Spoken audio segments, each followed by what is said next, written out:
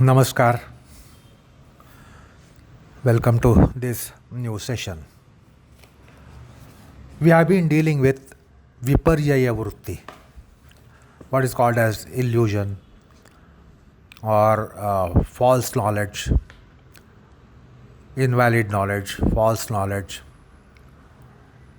Let me tell you at the outset here today that these panchavrittis are just looked at panchavrittis and then they are set aside. But yoga being chitta vijnana, it really investigates each of these vrittis quite at depth. And so it won't be something that we very well know about the five vrittis, pramana, viparya, vikalpa, nidra, smutayaha, and we don't see any inquiry into it. We don't think that it entails any inquiry. But being chitta vijnana, and then being a darshana, so it's kind of two major perspectives available to yoga. So, as it has been the habit of those who study Yoga Sutras, just read the five vrittis and then there is not much to know about five vrittis. But if you have so far seen the Pramana vritti, there was much to explore, much to look at it. Similarly is the case of Viparyaya.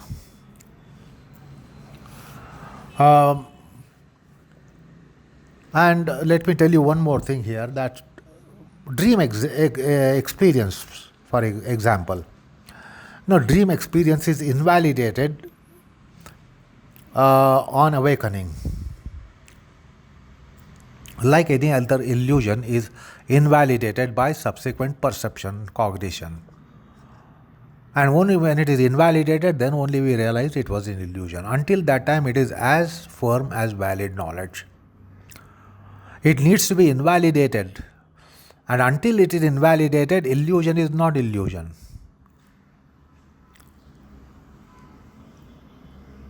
Similarly, in case of dream experience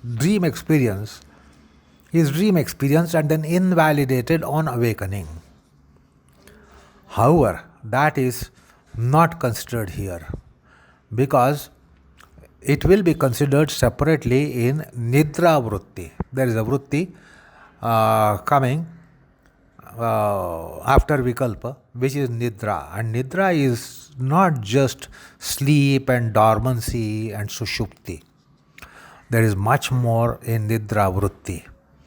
The definition is so pervasive that it includes many states of chitta or many states of mind, our states, than merely Sushupti. And therefore, swapna or dream experience is such which is invalidated on awakening. However, that is not Viparyaya Vritti. For simple reason that it has been considered separately in the class of Nidra Vritti. So it's a class of Nidra Vritti and not just Sushupti, not just dreamless sleep. So that you will come to know when we go to that Vritti. So the dream experience, although it is invalidated, and then we realize that it was dream and therefore in one way illusion, that it was a false knowledge, and also, although it is falsified on awakening, yet it doesn't come in Viparyaya because dream is a huge world and the dreams are not necessarily to be invalidated. All dreams are not illusions. Many dreams may be illusions, but all dreams are not illusions. As a matter of fact, dream also is stronger than cognition, pratyaksha. And there are true dreams or truth divulging dreams or truth containing dreams. They are called drishtanta in Indian psychology. There is no such word in other languages because they have not understood that there is something, the truthfulness in very swapna. So they are called drishtanta. And those are the perceptions or cognitions which can never come to you in awakeful state. They will only come to you in superconscious state, supraconscious state, and not in awakeful state. However, it has come and gone to many of us, which has divulged reality, which was a truth content rather than false content, which is the usually case of all dreams. So that's another world when we will be dealing with Nidra and Swapna.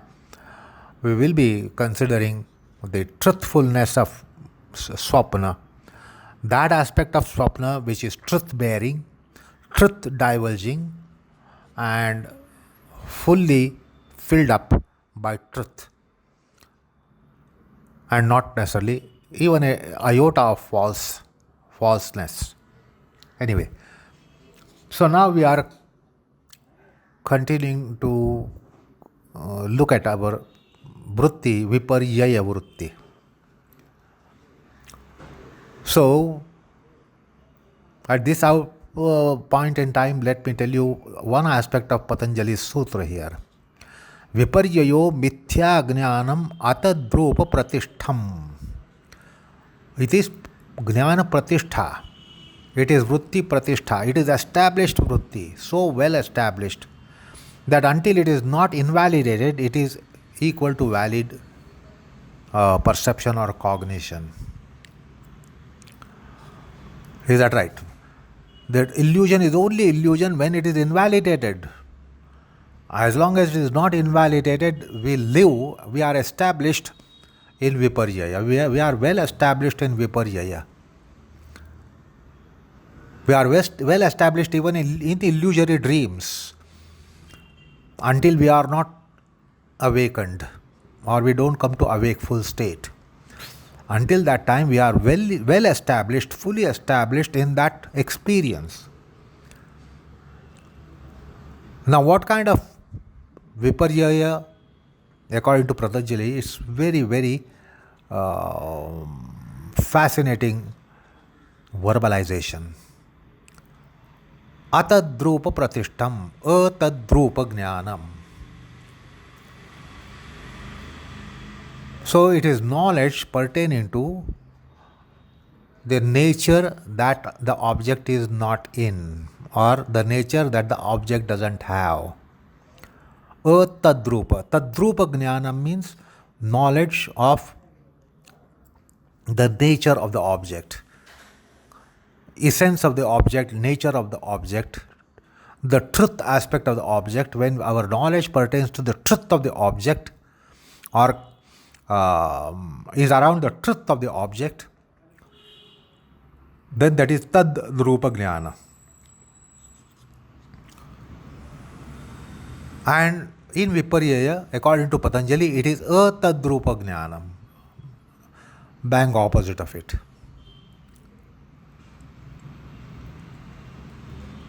Philosophers take a lot of interest in this definition also. See, usually our perceptions and cognitions, what are they? They pertain to external form of the object. So our knowledge pertains to the appearancetive form of the object, Bahya Rupa Jnanam. And most of our perceptions and cognitions are with respect to the appearancetive form of that object. So we take it as it appears. Now in a mundane plane, this is how we go about. We go by appearance of the object, and we say, therefore, by appearance, we say this is rose. Although it is right that it is rose, we have come to the conclusion that it is rose by its appearancetive form. So see how much our knowledge pertains to appearancetive form, the Bahya Rupa of the object. So the philosophers have often said, which is quite kind of wisdomful words. The things are not as they appear, but the things are as they are. Now, how often do we consider that knowledge when we come to know that something is as it is? And how often do we consider something as it is something as it appears? The rose appears as rose and therefore we say it is rose. A cow appears as cow and therefore we say it is cow. We may not be knowing cow, but yes, we will say it is cow because appearance form shows that it is cow, it is buffalo, it is elephant, it is pot, it is vessel, etc., etc. So all our judgments are based on appearance form. Therefore, the metaphysicists or metaphysical philosophers tell us the things are not as they appear, but the things are as they are. That is Tadrupa. The Tadrupa is what will tell us what the things are. While Bhajya Rupa will not tell us as the thing is. Whereas this is the Maya. We go by the appearance form and then we declare this is this and that is that. It might be valid. Citing a rose, you might say it is rose. But in most of the cases, we do not know what really rose is, and then we declare it is rose. We just go by the appearance form. So it appears to be rose, and therefore it is rose. That is what is the basis for our knowledge. While the botanist will say, this is rose because it is rose. While we will say, this is rose because it appears as rose. It has rose appearance and therefore it is rose. While the botanist will go a little deeper and they will try to understand what the rose is. In their botany, they will try to understand the class of it even. So they will know the class of it. They will know the grade of it. They will know the source of it. Perhaps they will know some essence of it as far as the physics is concerned. Anyway, so Patanjali has wonderfully defined as a Tadrupa Jnanam. So this encompasses the illusions which come on empirical plane. Like the nacre appears to be silver and we say this is silver. So it is not silver. If it is silver, then it is Tadrupa Jnana. If you say silver, looking at silver, you say this is silver, it is Tadrupa Jnana. Looking at not silver but seeming to be silver, appearing to be silver, we say it is silver. So that is Atadrupa Jnana. Rope lying down, we say this, it is snake. So it is Atadrupa Jnana. Tadrupa means it is rope. Rope is what you call the what it is. Rope is what it is. Snake is not what that is.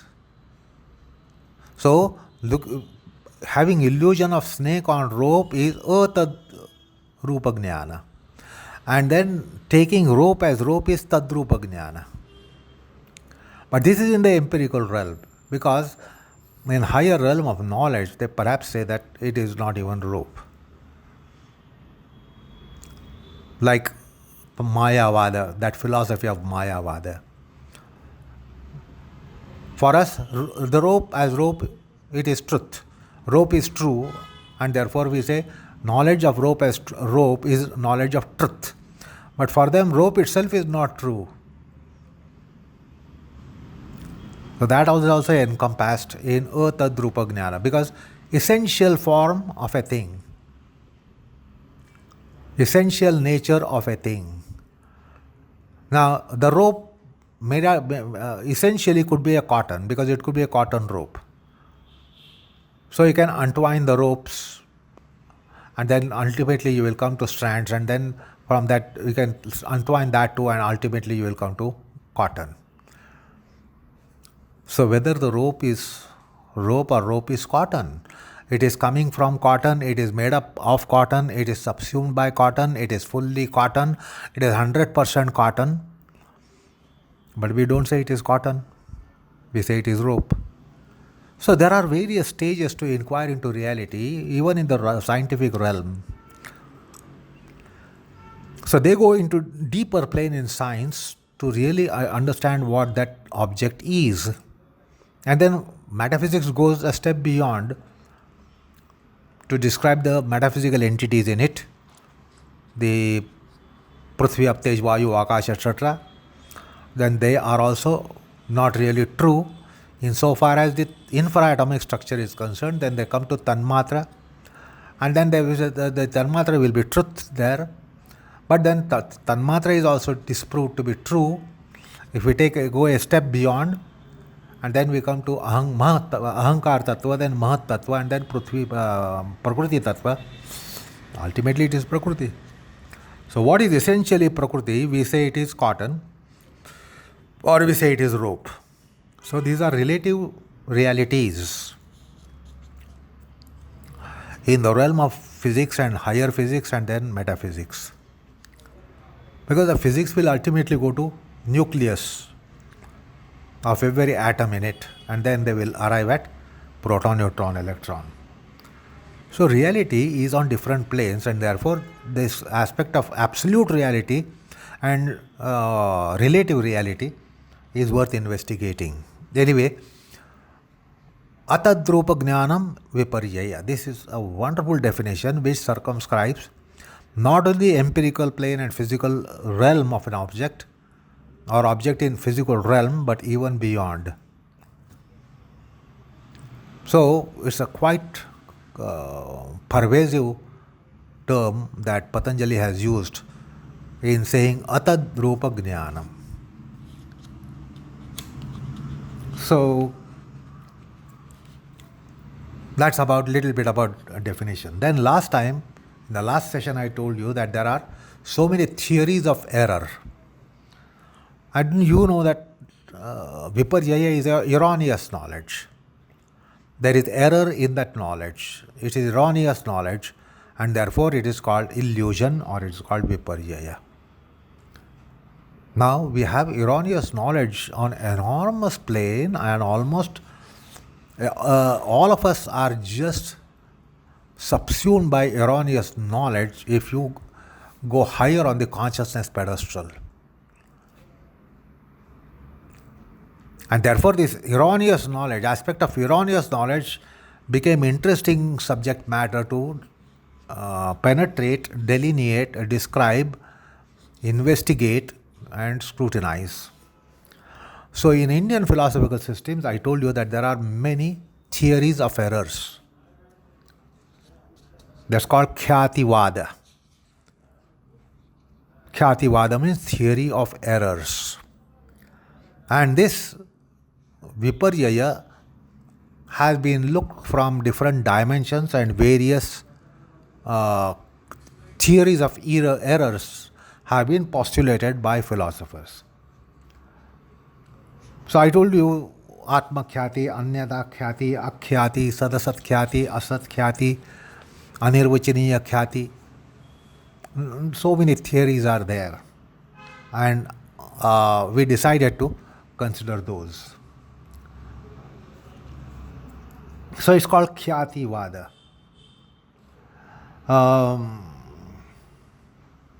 So it is Viparita Jnanam in one sense. Viparyaya is Viparita Jnanam. Khyati is another term for knowledge. So when you get Sarpa Jnana on Rajju, Rajju means rope. Looking at the rope, when you impose the snakeness on that rope, then that is Viparyaya. Um, so there, actually, what is it? Where is the rope and where is the snake? The rope is lying outside and the snake is in your mind. One should be identified here that we do not impose non-existent object on existing object. When we are imposing snake or rope, snake is a reality somewhere and the rope is also reality as an object. So existing snake is imposed on the existing snake is imposed on physically existing rope outside us. So the rope exists outside, and in case of illusion, where do you get illusion? Illusion you get in the minds, in your own mind. And the mind contains snake, and therefore there is imposition. So it should be understood here to understand what is called as Atmakhyati. Atmakhyati. That means it is a process of imposing knowledge within on an object without. Imposing knowledge that is within you to be imposing it on an object outside. So the rope lies outside and the snake is in your mind, and the snake that is in your mind is imposed on the rope. So the internal knowledge is imposed on external object.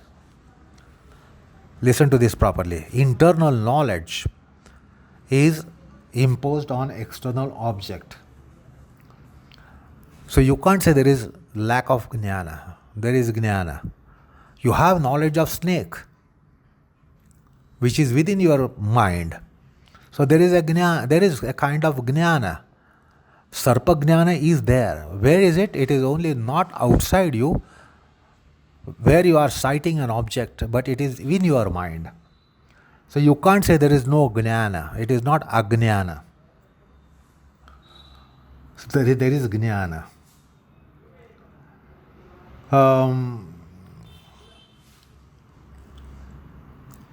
And therefore this interpretation is called Atmakhyati.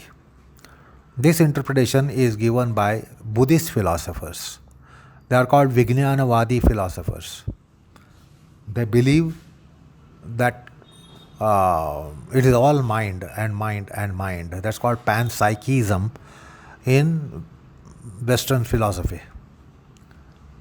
So there is snake in the mind within you, and that is imposed outside. So it is not ajnana. And on the other hand, it is not even jnana. It is not even knowledge, because you are not seeing the rope as rope. You are seeing the rope in atadrup, in the form that it is not rope. It is being seen in the form that as if it is not rope. So there is element of jnana, there is element of ajnana even. There is also false knowledge, because snake is seen on the rope. It is improper knowledge, because it is not seen properly as rope, but rope as snake. Therefore, there is kind of untrue knowledge, false knowledge, or anyatha knowledge of another nature, knowledge of some other kind. So, in this viparyaya, there is viparita jnana, then there is asad jnana, because rope is not snake, rope is rope, not snake. So there it is asad jnana, untrue knowledge. Anyatha jnana, because snake is something other than rope. Snake itself is not rope, or rope itself is not snake. So there is anyatha jnana. Then it is untrue knowledge, because rope is rope and not snake, but you look at it as snake, you take it as a snake. So there is false knowledge, untrue knowledge.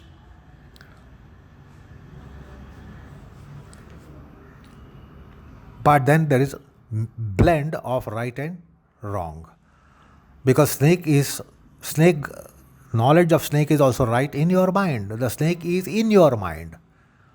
It is imposed on an object outside. So understand this viparyaya, snake rope illusion. There is something that is right. There is something that is wrong. Okay. The right is within your mind. The snake, which is object of imposition, is in your mind. So the snake is true. Knowledge of snake is also true, because one is not imposing non-existent thing on rope. So there is also truth and there is also untruth. So sometimes it is argued that you can't say it is true or it is untrue. If you say it true, it can be proved that it is untrue. If you prove that it is untrue, we can show the truth there as well.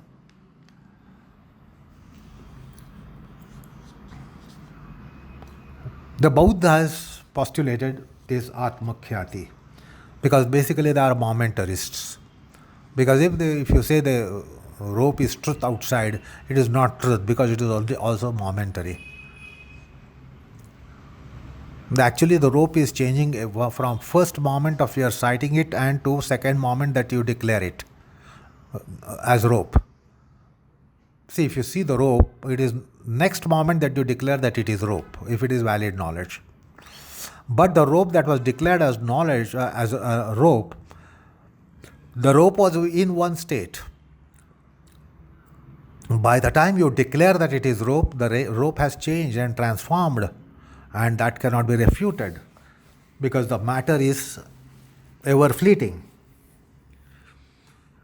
So your knowledge to say that it is rope is again imposed on that rope, which is not the rope that you have in your oration, because you have uttered that this is rope after you have cited it.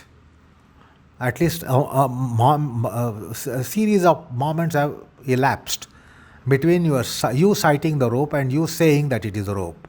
Although it is valid knowledge, yet you can see that the two ropes are different. In that, with the lapse of so many moments, the rope has changed from some whatever its age, it has become little older. It has become older by a couple of microseconds, nanoseconds. So,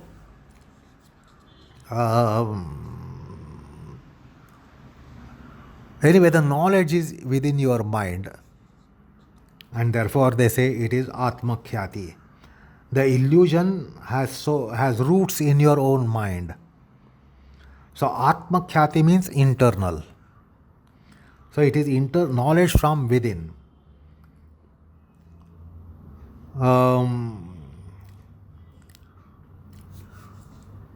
So the momentarists have called it Atmakhyati.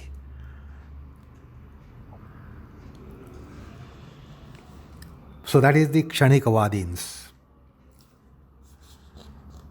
So in case of nacre silver, the nacre is lying outside, the silver is in your mind, and you impose the silver which is in the mind, which has status in the mind, it is an entity in the mind, you impose it on a physical object of nacre outside. So it is an internal vritti by which you are getting viparyaya, and therefore they call it Atmakhyati.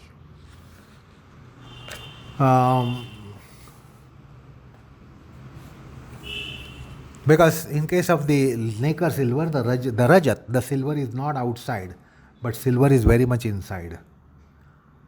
And the internal knowledge is imposed on external object. But this interpretation has defects which are cited by other philosophers. The other philosophers have investigated into this investigation of Kshanikavadins, Buddhas, and they point out the defects.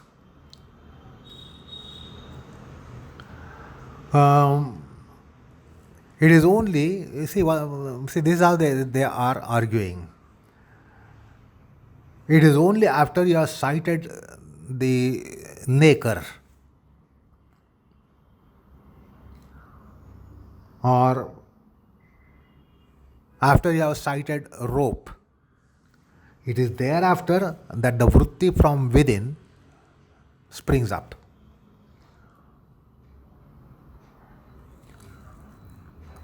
So it is an object which is inside your mind and comes to surface. But the opponents have this argument. They say there are so many objects in your mind. While you are looking at the rope, there are so many objects in your mind, such as tiger, lion, flower, fruit, in a human being, and so many vrittis are in your mind. But why is it that only sarpa jnana crops up? Why only knowledge of snake it crops up? Otherwise, your mind contains so many objects. There are many objects within the mind as much as there are objects outside you.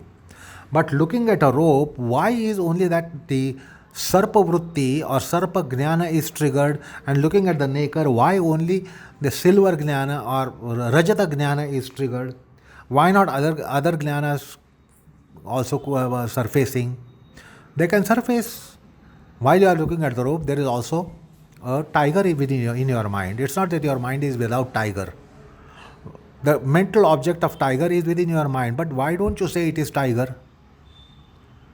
So it is not that only what is in the mind, it is not that the mental object is imposed on an external object, because mental objects are n number of objects. But we don't we are not seen to be imposing any object of the mind, only particular object of the mind, while there are countless other objects in the mind. So while looking at the naked, why is it that you don't have invokement to sarpa jnana? And why don't you end up saying, oh, there is a snake there? While there is a shell outside, it's a naked outside, but you say it is silver.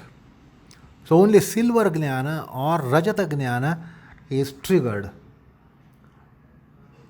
Otherwise, any jnana can come. If it is atma khyati, that the mental object surfaces, if this is your interpretation, that mental objects, their objects are in the mind and they surface, then it is not proper. Because then in that case, any mental object should be triggered. Therefore, your atma khyati is a defective theory. So theory of error is again postulated with another erroneous theory. Therefore, your theory is not valid, and there are defects in your interpretation. Because object imposed and object of imposition, there must be some similarity.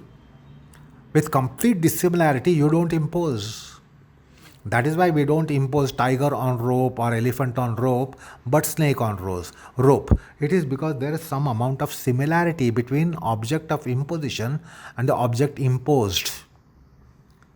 And this is very important component, that the samyansha, the similarity is so important, and you have overlooked at the similarity. You just say that the mental knowledge is imposed. You don't give importance to similarity between the mental knowledge and external object. So there has to be similarity between the mental object and external object. And your interpretation is totally overlooking this, neglecting this. And therefore your interpretation is false. Your theory on error itself is erroneous. So therefore it cannot be theory on error. So the atma khyati is refuted. Then there are another sect of Buddhist philosophers called Shunyavadins, nihilists. There are momentarists and there are nihilists. Now, another Buddhist sect of philosophers, which is, as I said, nihilist, Shunyavadi, they postulate a different theory. They say it is asatkyati.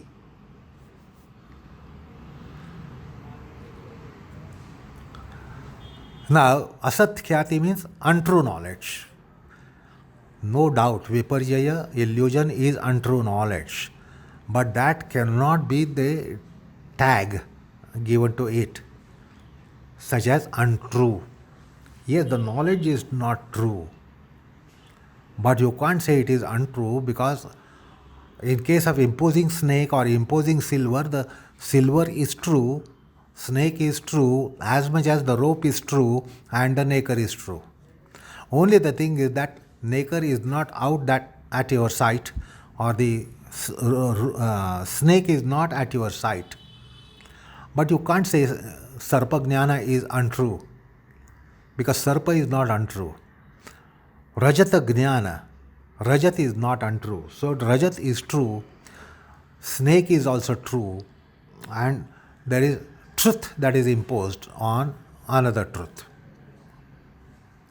So it is not right to call it asatkyati. But the point is that these Buddhists, nihilism or Buddhism, or the Shunyavadins, they believe that everything is shunyam, everything is void, and therefore perhaps they are gravitated towards postulating as asatkyati.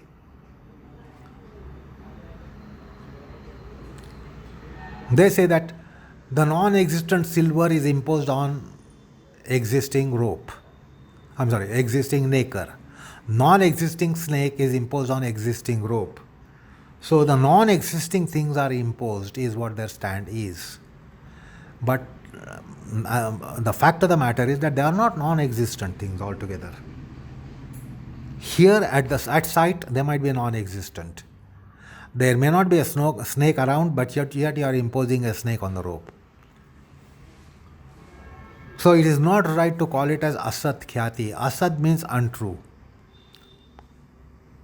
So it should be whole and soul untrue. However, in Viparya, the examples that we have considered, it is not completely untrue, because silver is existent. If not there, not only in your mind but elsewhere. Silver is also a physical object. It is not only having a status in your mind, but it is a true object.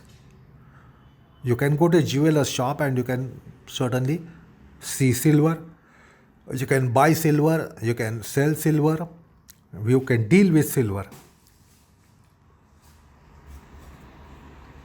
So silver is not altogether non-existent thing. It does exist. Therefore, this asat khyati is not right description, or it's not a right tag.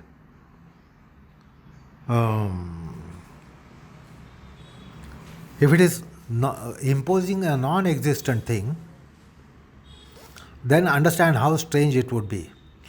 There is a rope lying at your sight in front of you, and you say, oh, there is a son of barren woman, or there is a sky flower, or there is a garland of sky flower lying in front of my eyes, because something like sky flower doesn't exist. Something like barren woman doesn't exist. So if you are imposing non-existent things such as hair of a horn, son of a barren woman, or sky flower, then it could be, you can say it is asat khyati. You are not imposing asat on sat. So therefore, they are also strongly refuted, and the theories are torn apart. The theories of both the Buddhists, Atmakhyati Vadins and Asatkyati Vadins, both are disproved.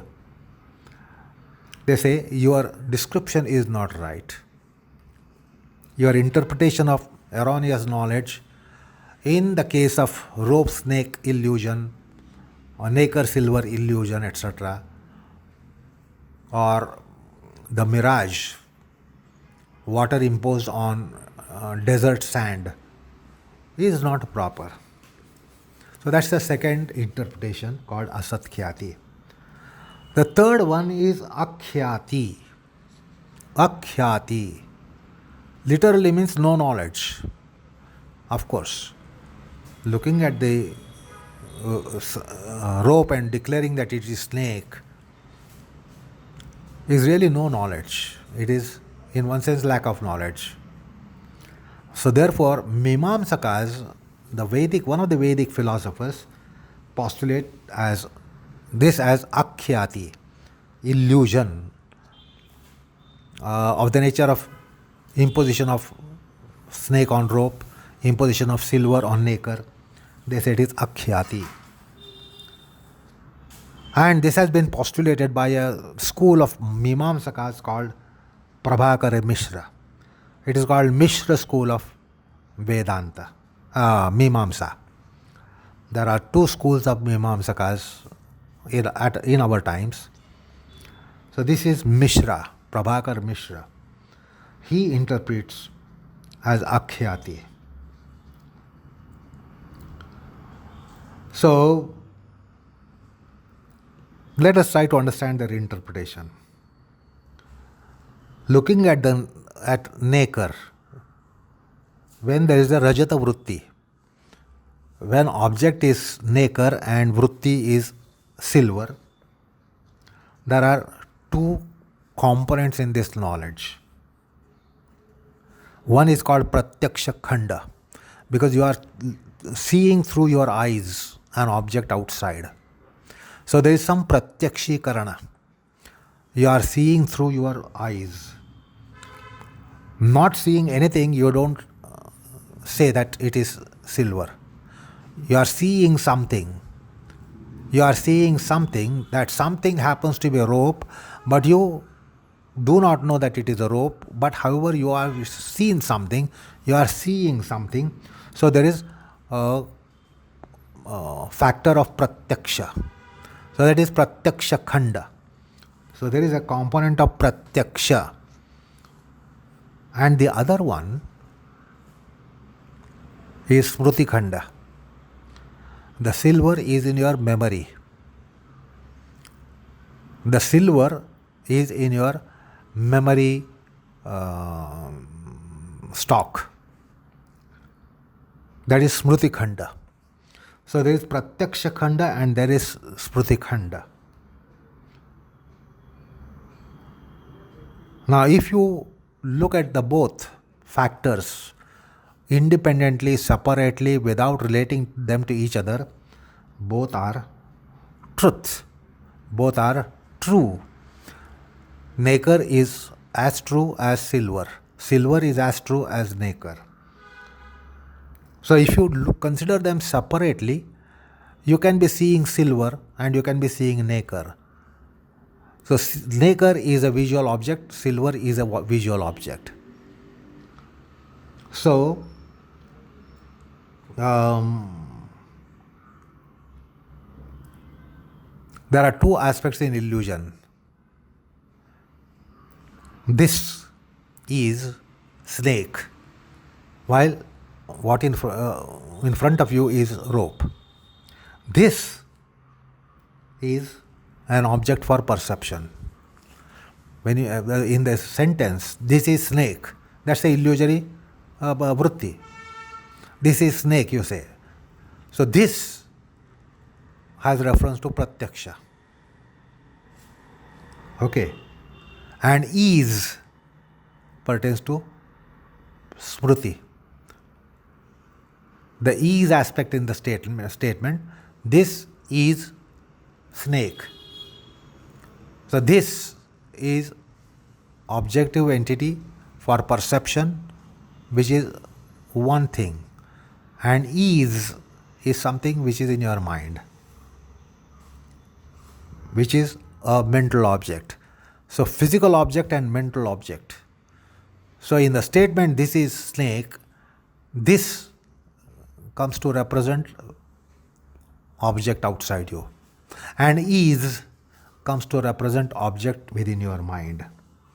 That is the Pratyaksha Khanda and Smriti Khanda you can identify in exclamation that comes after illusion.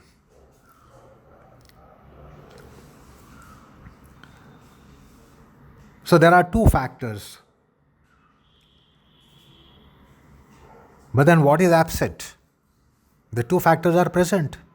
Pratyaksha Khanda, rope is present. Smriti Khanda, snake is present. Or Pratyaksha Khanda, nacre is present. Smriti Khanda, silver is present. But then what is absent? Absent is discrimination.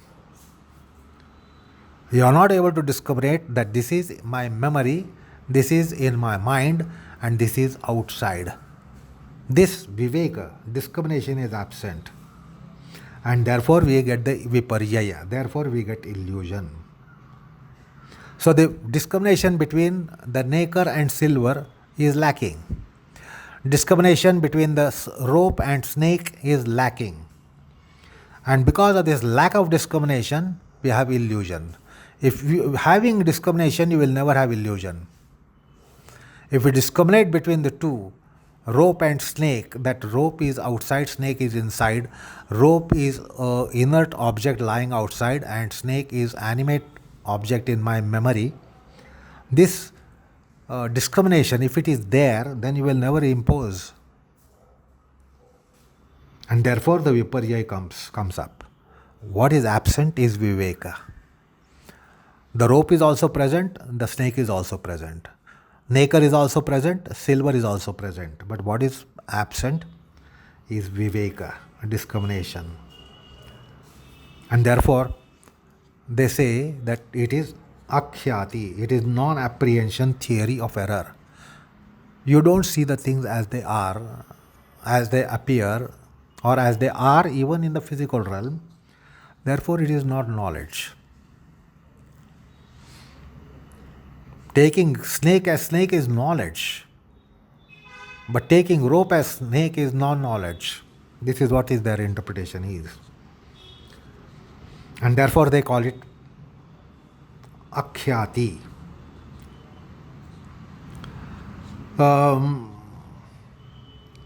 But it is not even proper to say that it is a lack of knowledge, because there is definitely knowledge in it.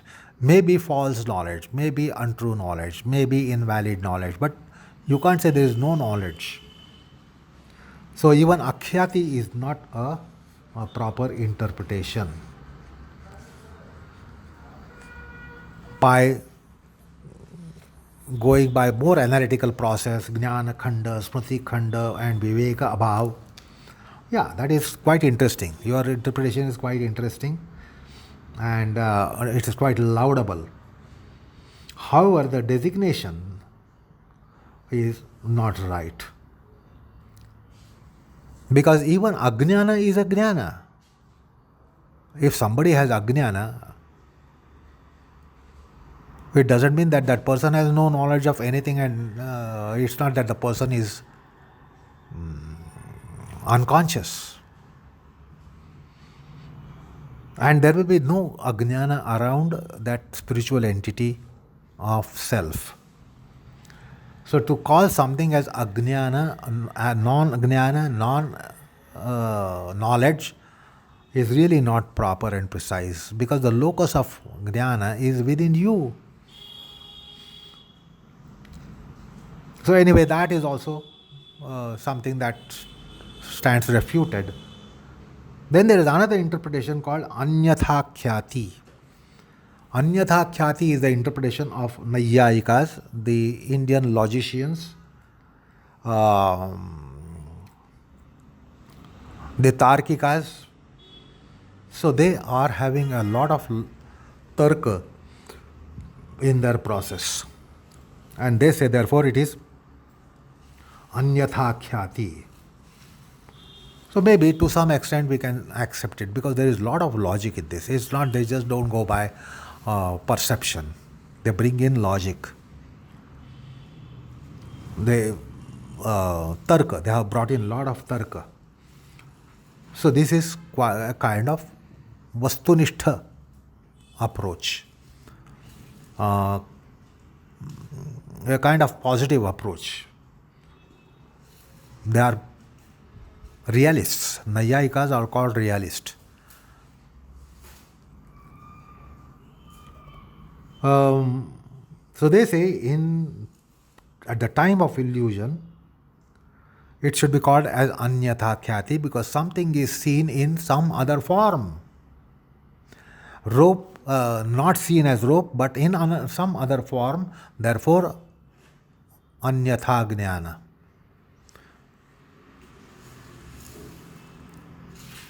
Therefore they call it anyatha khyati.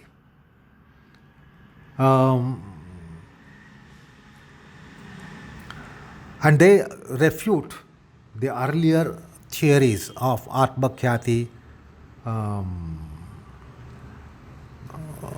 the Asat Khyati and Akhyati. So far we have seen the three interpretations.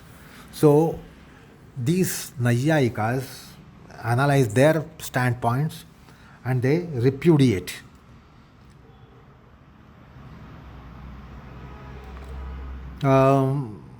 There is also something called as Viparita Khyati, false cognition, inverse cognition, etc. But then Anyatha Khyati has that kind of shade. But we don't see that as Anyatha. So there is an interesting example that can be given. You see, what is in contraposition of snake or the antagonizer of snake? You know, it is eagle or it is mongoose. So what is opponent of snake is either eagle or something like mongoose, that is on opposite side. We don't seem to be imposing that. We don't impose something like that. So if the snake was at your sight for your vision, but if you had taken it as mongoose or eagle, then that would be anyatha, opposite. Because right bang opposite to snake are these two creatures. They are antagonizers, they are sworn enemies, they are in counter positions. So therefore, it is not right to say even opposite jnana.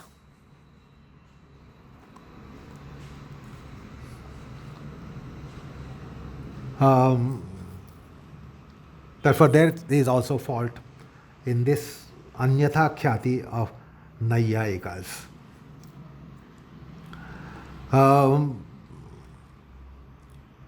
Say,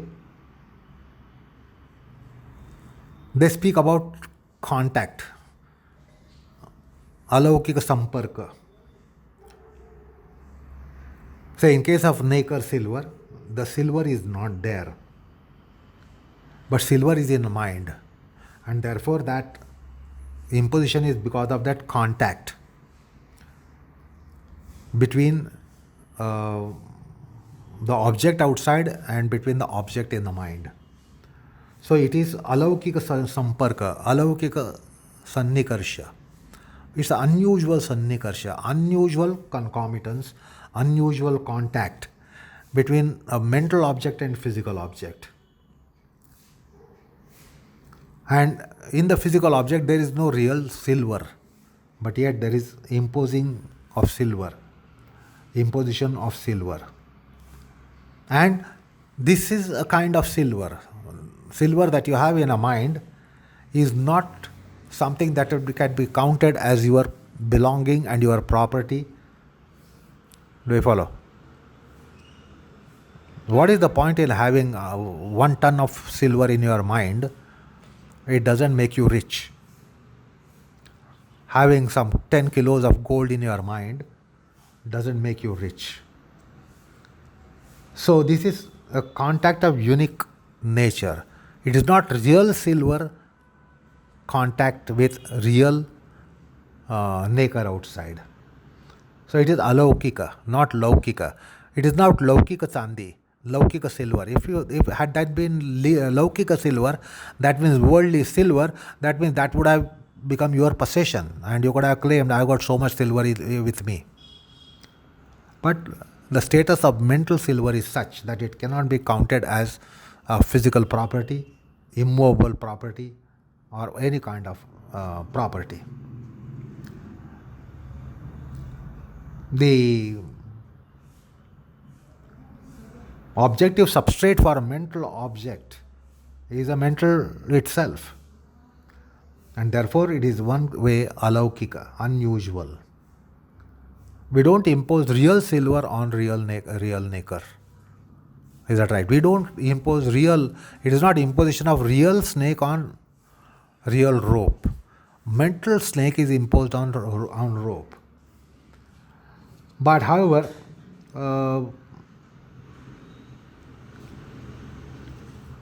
there is some defect in the nomenclature given,